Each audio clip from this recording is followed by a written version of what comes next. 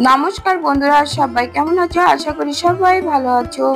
নতুন একটা পর্ব দেখার জন্য আমার পল্লীজননী কুক সেন্টার সবাইকে জানাই স্বাগত। আজকে দেখো মুসুরির ডাল দিয়ে কচুরমুখী একটা মজাদার রেসিপি শেয়ার করতে যাচ্ছি। তো ভিডিওটা দেখো প্রথম থেকে শেষ পর্যন্ত, আশা করি ভালো লাগবে। আজকের এই রেসিপি খেতে যেমন মজাদার তেমনি শরীরের জন্য ভীষণ উপকারী। তাহলে কথা না বাড়িয়ে চলো শুরু করি।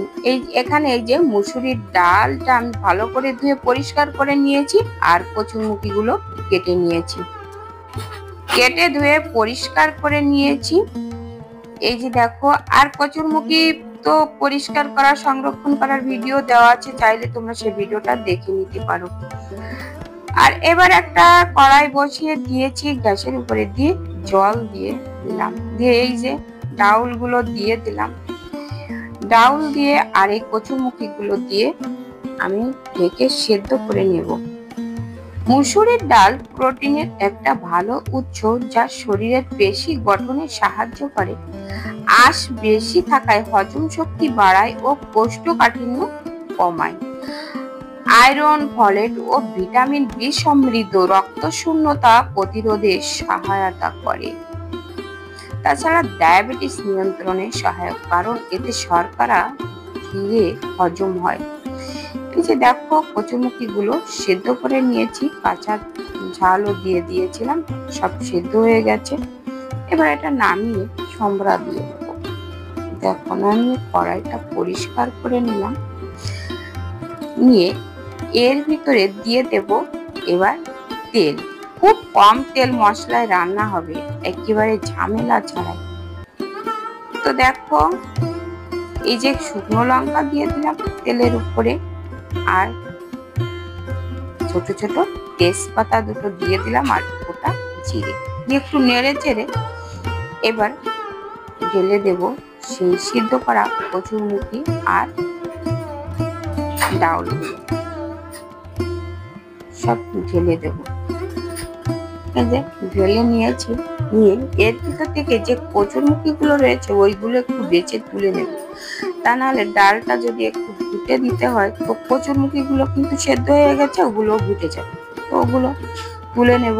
আর এই যে দিয়ে দিলাম স্বাদ মতো লবণ, আবার দিয়ে দেব পরিমাণ মতো হলুদের গুঁড়ো। কচুরমুখীরও অনেক গুণাবলী রয়েছে। প্রচুর পরিমাণে আঁশ থাকায় হজমে সহায়ক ও অন্ত্র পরিষ্কার রাখে। ভিটামিন সি, ভিটামিন ই এবং অ্যান্টি অক্সিডেন্ট থাকায় রোগ প্রতিরোধ ক্ষমতা বাড়ায়। পটাশিয়াম সমৃদ্ধ, যা রক্তচাপ নিয়ন্ত্রণে সাহায্য করে। তাছাড়া কচুরমুখী খেলে কিন্তু হাড় ও দাঁত মজবুত থাকে। ক্যালসিয়াম ও ম্যাগনেসিয়াম সরবরাহ করে। শরীরের দীর্ঘক্ষণ তৃপ্তি বজায় রাখে। মুসুরির ডাল ও কচুরমুখী একসাথে রান্না করলে প্রোটিন প্লাস আঁশ প্লাস খনিজ উপাদানে মিলে শরীরের জন্য বেশ পুষ্টিকর হবে। তো দেখো, কচুরমুখী গুলো বেছে নিয়েছে, আর এর ভিতরে যে কাঁচা লঙ্কা টঙ্কা গুলো দিলাম, এগুলো একটু ভালো করে এবার একটু ঘষে দেব। এইবার দিয়ে দিলাম হলুদ, দিয়ে এবার একটু ভালো করে ঘুটে নেব। তোমরা চাইলে কিন্তু এই ডালটা না ঘুটেও কিন্তু রান্না করা যায়, একটু আস্তে আস্তে। তাহলে তবে মসুর ডাল তো একটু পাতলা রান্না করতে হয়, তার জন্য একটু ঘুটে দিলে ভালো হয়। আর তাছাড়া এইবার দিয়ে দিলাম কচুরমুখী গুলো দিয়ে এবার পরিমাণ মতো জল দিয়ে, দেখো আমি ঢেকে দিয়েছিলাম, দিয়ে এই যে দেখো ফুটছে। একেবারে খুবই কম সময়ের ভিতরে কিন্তু এটা রান্না হয়ে যাচ্ছে, পুষ্টিকর একটা খাবার। এই যে দেখো, এবার এই তেজপাতা গুলো ফ্লেভারটা চলে গেছে ডালের ভিতরে, এবার তো দিয়ে দিলাম। আমি কিন্তু একেবারে কোনো পেঁয়াজ রসুন এতে ব্যবহার করবো না।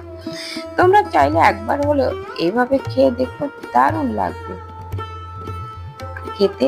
একেবারে নিরামিষ দিনে এই রান্নাটা করে খাওয়া যাবে। তো নিরামিষ দিনে কি রান্নবো ভাবছিলাম, তো এই রান্নাটা করে নিলাম। আর একটু এই যে ধনে জিরে একটু ভেজে গুঁড়ো করে দিয়ে দিলাম। আগে থেকে গুঁড়ো মশলাটা ছিল আমার, তো একটু দিয়ে দিলাম। এবার দেখো নেড়ে চেড়ে আমি এবার নামিয়ে নেব। তো রান্নাটা কেমন লাগলো আজকে, যদি ভালো লেগে থাকে তো একটা লাইক করে দিও, আর একটু বন্ধুদের সাথে শেয়ার করো, কমেন্ট করে জানিও কেমন হয়েছে। আর নতুন বন্ধুরা আমার চ্যানেলটা সাবস্ক্রাইব করে পাশে থাকা বেল আইকনটিতে ক্লিক করে রেখো, তাহলে পরবর্তী ভিডিও আপলোড হলে নোটিফিকেশন অতি সহজে পৌঁছে যাবে। এই যে দেখো ভালো করে একটু ফুটিয়ে নামিয়ে নিলাম, হয়ে গেল এই যে। তো দেখো এবার কিন্তু গরম ভাত, রুটি, পরাটার সাথে যে কোনোটার সাথে কিন্তু খাওয়া যাবে। তো তোমরা চাইলে কিন্তু পেঁয়াজ রসুন দিয়েও রান্না করতে পারো। তো আজ এ পর্যন্ত, দেখা হবে পরবর্তী ভিডিওতে। ততক্ষণে তোমরা ভালো থেকো, সুস্থ থেকো।